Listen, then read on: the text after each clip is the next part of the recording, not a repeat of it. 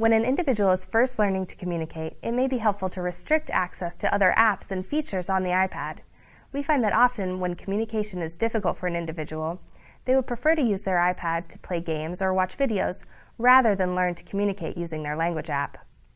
When you have to turn off the fun to communicate, learning to communicate can become a negative experience. You'll find it helpful initially to limit access to other apps.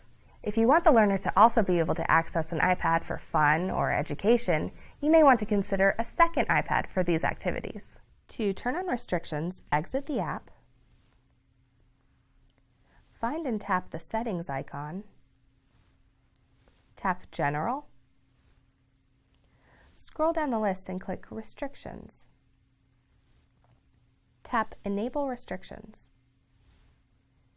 Enter a passcode that the app user doesn't know but that you'll remember.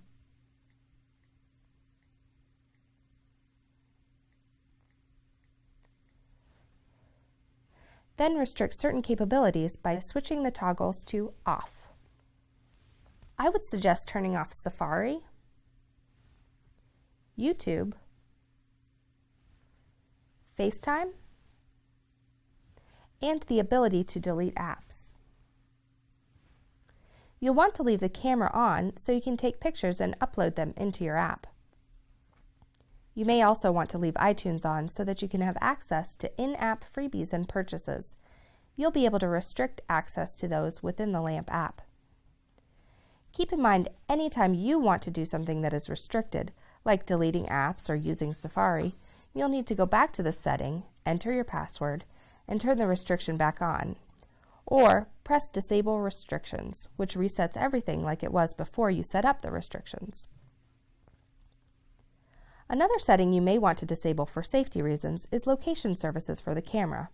When this is on, the location where a photo was taken is recorded by the device. If it's ever stolen, the thief could identify the places where you take the most pictures, which may be your home or the child's school, so you may want to disable that feature. Touch Location Services, then turn the camera setting off. Another thing you might want to do under Settings is set up an iCloud account. When you have an iCloud account, you can use another iDevice or the internet to locate your iPad if it's lost, or remotely wipe your data if it cannot be recovered.